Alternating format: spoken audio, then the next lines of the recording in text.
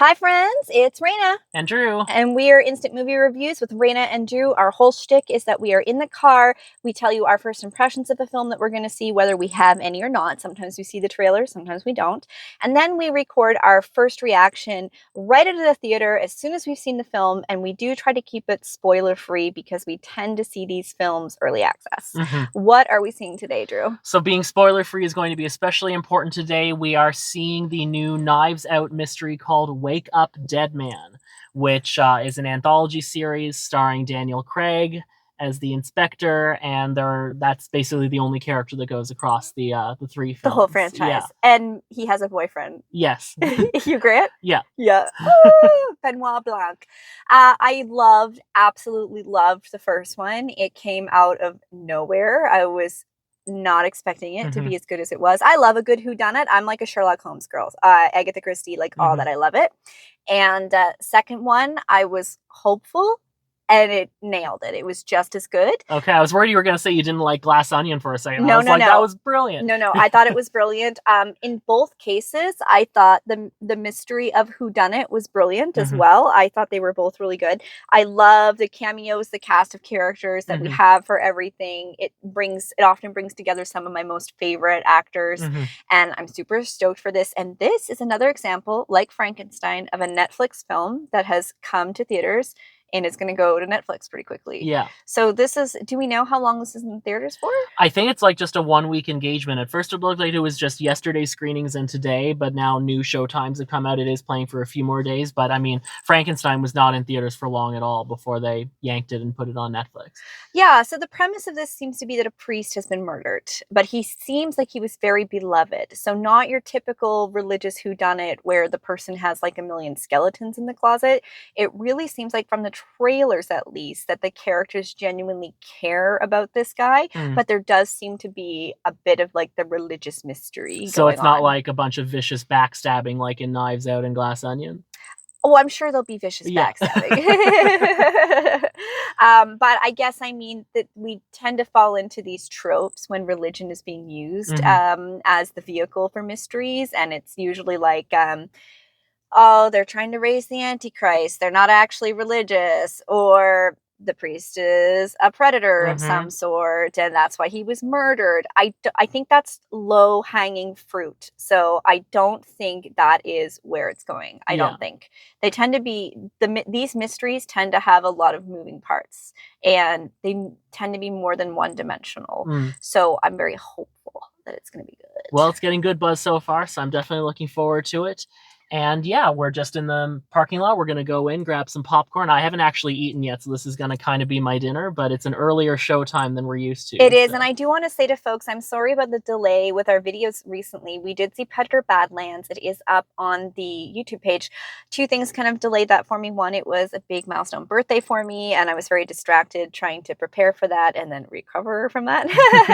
And also, I've been having a bit of trouble with editing. For any of you who are YouTubers, if you've got any advice for me, we do like the heavy lifting in Vegas Pro on the computer, but the thing that really allows us to get our videos out quickly is I do a lot of the tasks that can take a very long time on CapCut instead, and I do them on my phone because I can do them quicker, and they also have things like the ability to whiten our teeth if the light is not great or something, you know.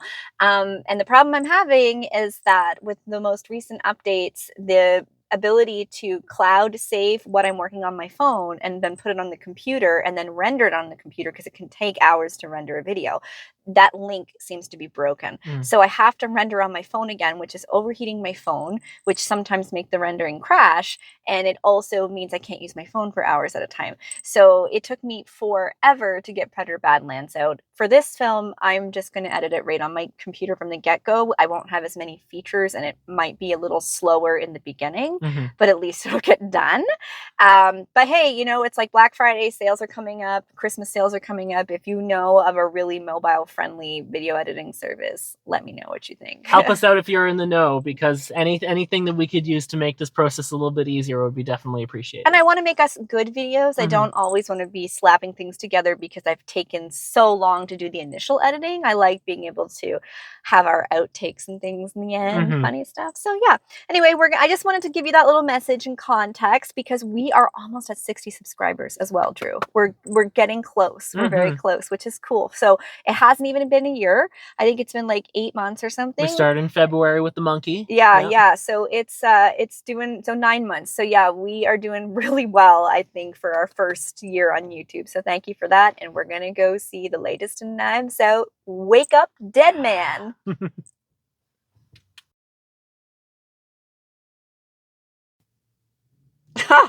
Well. So. Yeah. How are we gonna review this and stay true to our no spoiling? So I think we just talk in generalities about the many, many things we enjoyed about that movie. Packed theater. Yeah. Well deserved packed theater.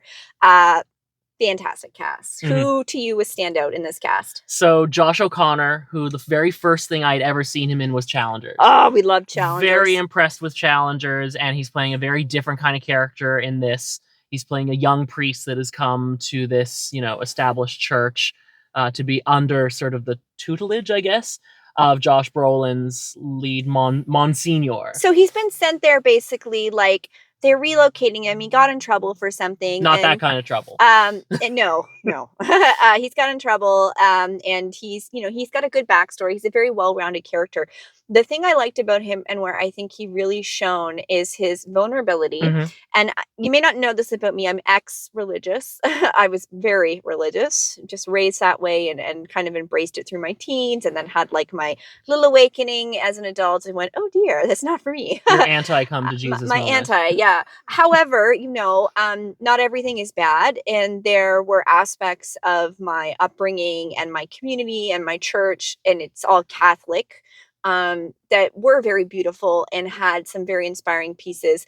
They did a really good job of conveying how he felt that and why it felt sincere. And they did it in a way that you don't have to be religious to appreciate it. So it really defines his motives for who he is, why he's trying to do good, why he's wants to be a priest and he's doing things. And I think because they really gave him that good foundation, you really like him through the whole film. It's a very vulnerable performance for him. And like, I'd say even more so than Benoit Blanc, he's kind of our main character in this.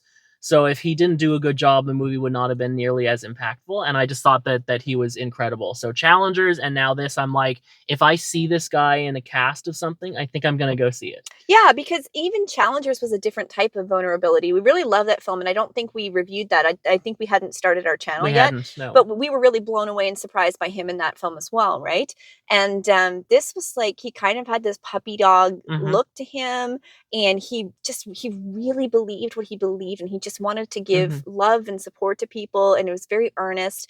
But that's also his downfall. That's also how he gets dragged into this whodunit, right? Yeah. So the priest was Thanos. Josh Brolin. Josh Brolin was Thanos. Fantastic. We had Hawkeye as a cop, which was great. Kerry Washington, has she been in the Marvel world yet? I can't remember. Maybe, I don't know. I haven't seen all of those, but Andrew Scott. Love Andrew Scott from his Sherlock days, which was really fun to see another whodunit kind of stuff. Yeah. And Glen Close. Glen Close almost stole it as well, right? She's it actually took me a moment to recognize her because I haven't seen her recently, and like I knew who she was, but it did take me a minute to be like, oh my god, it's Glen Close, right? She makes a really cute old lady. Like, she's very cute. And so the whole, you know from the trailer that the priest has been murdered, and the whole whodunit is who's done the priest. It's a sort of locked door type mystery, and they make fun of that right from the beginning, which is really fun. And Drew and I were saying in the theater, these films are so great for, sort of two reasons. One, they're independent. You don't have to watch all three of them to appreciate them. The only thing that's connecting them is Benoit Blanc, right? And the other thing is nobody's really doing this genre very well right now. No one's doing the whodunit. And if they're doing like a murder, a detective story, they're leaning into the true crime appeal. They're leaning into the forensics, which I do love that stuff. I love a good whodunit. I'm currently listening to the Sherlock Holmes books. Yeah. And playing an Agatha Christie game. I used to read the Clue books based on the board game Clue when I was a kid, so I've always loved whodunits. Yeah. And what I find interesting about these three films is that they're so much better at this genre than the most recent Kenneth Branagh Hercule Poirot movies, I think. And those are based on classic actual Agatha Christie books, so like these very well-respected mysteries, but it's adapting material that already exists. All three of the Knives Out movies have been original stories. Rian Johnson, I can never remember what it is, but he is just a mad scientist when it comes to coming up with these movies, because you look at Knives Out, Glass Onion, and now this, and very distinct settings. I actually picture him when he's pitching this to people talking like Benoit. Yes. I could see him being like, here's my bulletin board with all the red threads for the script. It can't be easy to write these because they're so twisty and so turny, and even though you were able to I don't want to say predict, you were able to figure out. So, there's always kind of two twists in these films. There's like the twist that comes about halfway through or 3/4 of the way through, and then there's the final answer, right? Yeah. So I figured out the main twist. However, I didn't figure out the mechanism of that twist, and then I didn't figure out who done it until about 5 minutes before they revealed who done it. Yeah. And it was because they did really good foreshadowing, right? Like I felt that for me, out of all three of them, they did kind of feed the audience clues more in this. When I watched the other two and they gave their big reveal, I was like, nope, I missed that. Nope, I missed that. Or, oh, you're actually introducing this thing for the first time, so there's no way we could have known that. This one, I was like, I turned to Drew halfway through and I was like, I think I figured it out. And I kind of did too, but I don't want to say that in us saying that it's like it's a predictable film. No. It just means that the film actually gives you some of the information that you need to figure out ahead of time. And then when the big reveal happens, you're not like, how in the world was I ever supposed to figure that out? Like it's there if you're paying attention. Yeah. But I heard other people being like, I had no idea that was. No, I found it very, very satisfying. And in contrast, we saw Keeper a couple weeks ago. And like I predicted the entire film from the trailer, the entire film, again, like not being 100% sure on the mechanism, but like months before we went to see this film, I messaged Drew on Facebook my theory of what the film was going to be. And I was pretty damn close to the point he got annoyed. We felt so little about Keeper that we didn't even bother to try to review it. It could have been a short film. Yeah. So in saying that, I predicted the ending of Keeper and being like, I figured out part of the twist for this, completely two different, completely experiences. Yeah. This was enjoyable. It was a satisfying, like figuring out made me feel good. Yeah. I was like, oh, that confirms my theory. Oh, that confirms my theory. Oh, I'm so excited. Like it was so fun. And the other thing that surprised me is just how funny it was. And you tell me that Glass Onion was hysterical. And I remember thinking back, like Kate Hudson's character, really funny. But I was really surprised, even having seen the other two, at just how funny this movie was. There's a scene early on where Josh O'Connor's junior priest is taking confession from Josh Brolin's Monsignor, and it is a lot more explicit than I expected it to be. And I just thought it was hysterically funny. I was like nearly dying laughing. Yeah, so I just forget that these are a comedy until we're actually in there. And I don't tend to gravitate towards comedies because I don't know, I don't find them that funny usually. And I just found this hysterical, and the whole audience did too. Yeah. The audience was roaring. Very loud audience. And again, like almost the entire theater was filled. It's like Netflix, you're leaving money on the table. People want to see these movies in movie theaters. I get that you want to have it on your streaming service, but it really could make a lot more money, I think, than it's ultimately going to make. And I think these should be considered for awards. Like James Cameron recently went on a rant that I found very hypocritical about how he doesn't think Netflix films and Apple films and stuff should be considered for awards. However, at the same time, he's saying how motion capture should have its own category, and it's not fair that Avatar and other films like it, or even video games, don't get the recognition the actors deserve. And to me, that's really hypocritical because the whole point of award shows is to recognize like the profoundly hard work that these people put into these things and the Mhm. talent, and also let the cream of the crop rise, Yeah. know? And that is this, it deserves awards. This Mhm. was fantastic. I agree. And along the line of like it deserving awards, it's not just funny and it's not just a whodunit. Like there really is some character development. I don't want to spoil it, but there's a scene where one character has a conversation with a very peripheral character who literally is not in the entire rest of the movie. I think you know who I'm talking about. Oh, yeah. And I got choked up a little bit. It's just such a beautiful, out of nowhere scene of very emotional character moment, and I was very floored by that moment. I think this film does a very good job of showing you the two extremes of faith. Yeah. It shows you the bad, corrupted, using religion to manipulate people. And then it shows you why there are people who still dedicate their life to it because they really believe with all their heart. And I was somebody who really gave it a chance. So for me, like, I wasn't into religion because, oh, I thought like I'm going to get into heaven if I do this, or like this is going to make me look good, or I can use this to control people. Like, I was genuinely like, I want to spread love. I want to be loved. I want to be part of a community. It's all about love.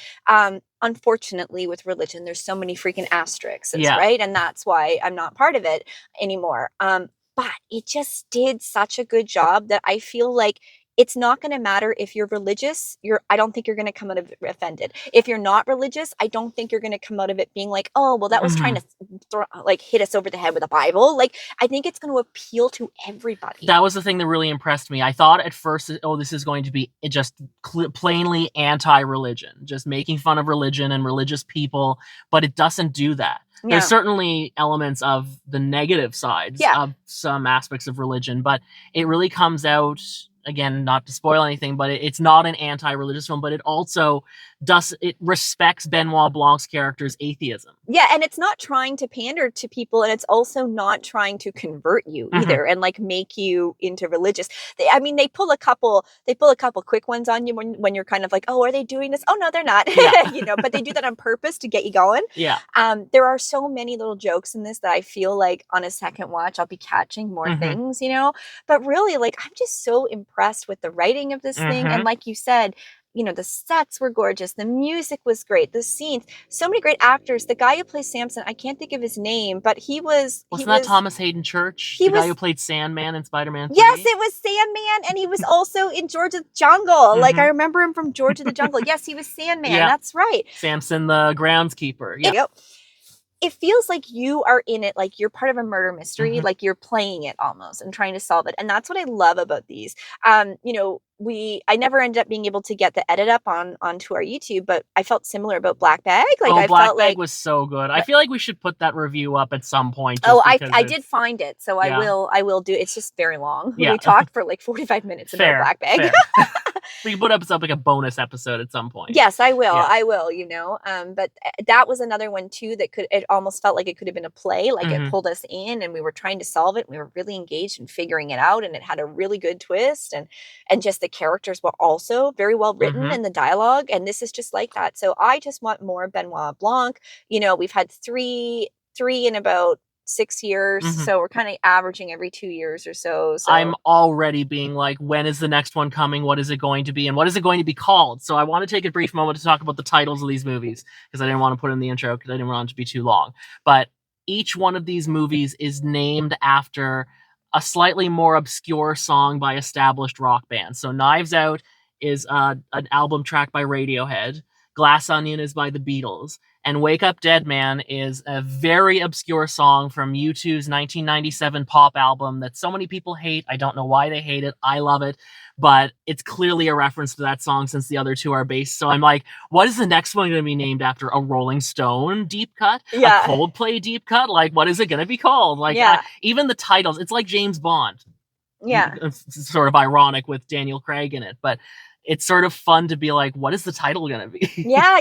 And I almost, like, I wish there were books. I wish there were Benoit Blanc books, because I would devour them. I really would. Or like an audiobook or a podcast or something. Like, I just want more Benoit Blanc. Or a TV show. I feel like my only criticism of this is that in the first two, we did get more of him as a character. And in this, he's not driving the ship. No. Like, he does have his funny little quirks.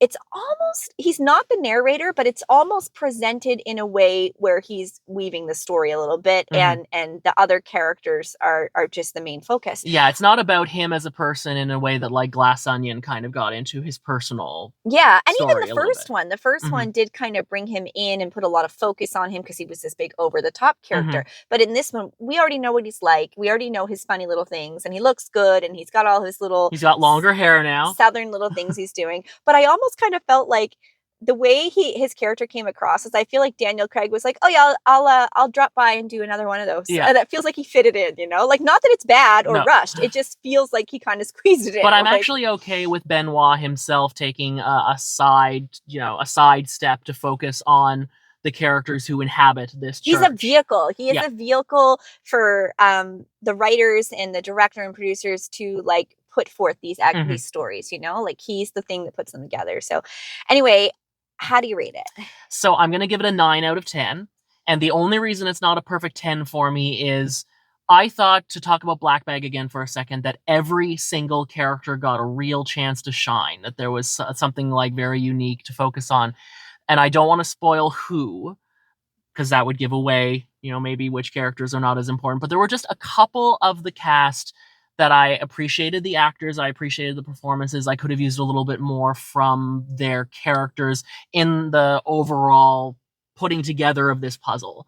But other than that, like, that's my only sort of note that I would give. I thought it was just spectacular otherwise. So it's a solid 9 out of 10 for me. I feel pretty much the exact same way. I echo all the same things you're saying. I also would have liked a bit more. I would have honestly liked it to be a bit longer. It did feel a bit fast to me in some places. And when we did start parsing out the mystery. I would get disappointed because I'm like, oh, we're done that part. Like, we're done that part. I want more. Yeah. And I do wish I kind of had a bit more of Benoit Blanc. Like, he's just such an iconic character, you know, to contrast with like Hercule Poirot. You know, they did do a good job of giving you a little bit of filler using him, like his funny little mustache scenes and his funny little eating eggs and stuff like that. I love that stuff about Benoit Blanc that we got in the first two. So I wanted it a bit more in this one, and I wanted more of the characters. I just wanted to be a little bit longer, just a little bit longer. Not like crazy long, you know, it doesn't need to be like this crazy super mystery, but I love, like, they made a lot of jokes about Scooby-Doo and just even hearing him say Scooby-Doo with Jiggly his jiggle. Wiggly wiggly. It was Wiggly wiggly, yes. Wiggly wiggly. Once you see that, that'll mean something. Wiggly wiggly. That's my favorite thing. Drew and I are going to say that till we die. We're going to be old people and we're going to be like, wiggly wiggly.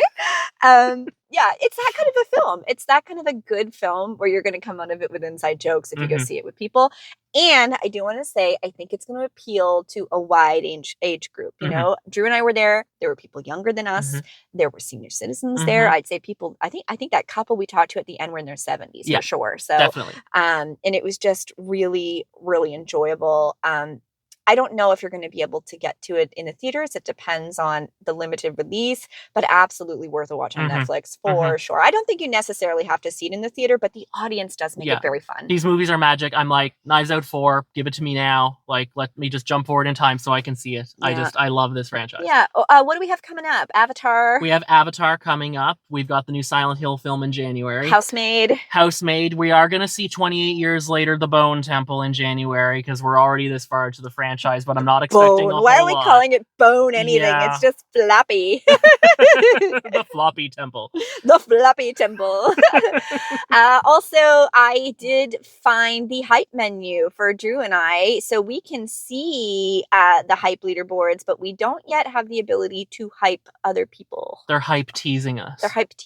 Yes. But hey, we appreciate if you hype us. We're very close to 60 subscribers, which may not seem like a lot to some folks, but we're very proud of it. It's 60 people who want to watch our videos and listen to stuff. Our views have been steadily improving, and we've been trying to put out the short films. I know that as we get towards the end of the year, I'm not as consistent with the edits, but I do find that YouTube as a whole, people become a little bit inconsistent by the end of the year. It's hard. And I do want to do a top 10 like live stream as we get to the end of December, do like where we run through our top 10, because I actually think even though our review scores tend to be quite similar, I have a feeling that my top 10 list is going to be different than yours. Yes, and well, we haven't seen all the same movies either, right? Drew has been he's had more time to see stuff, and there's just been stuff I didn't want to see. So yeah, it is going to be interesting. I think we might live stream that because it is really fun to interact with the audience, and then I think it would be nice for Drew to have the experience of live streaming, and then the video does get published online anyway, so you can watch it like a regular video. It just won't be edited, but sometimes being not edited and funny is good. So Unedited we'll us could be great. I think or we'll have some could be bad. wine. Yeah. You know, we'll put River to bed. You and I will have some wine, and we'll go through, and it'll be fun. So hit the like, please comment and let us know if you've seen any of these Knives Out films. What do you think of them? Were you first surprised when they came out with Daniel Craig? And are you new to it? Because honestly, you could just hop in now. Get on this horse. Like, it's good. You do not have to see the other two. No, and you might want to back watch them once you enjoy it, right? And tell us, we are getting towards the end of the year. So what have been your favorite films this year? We didn't get to review things from the get-go because we didn't start this until I think end of February, and then first video went up. But I think it's going to be cool by the time we hit that year mark, just to kind of see everything we've seen in a year and reviewed. So anyway, thank you so much, and we will see you at the movies. See you at the movies.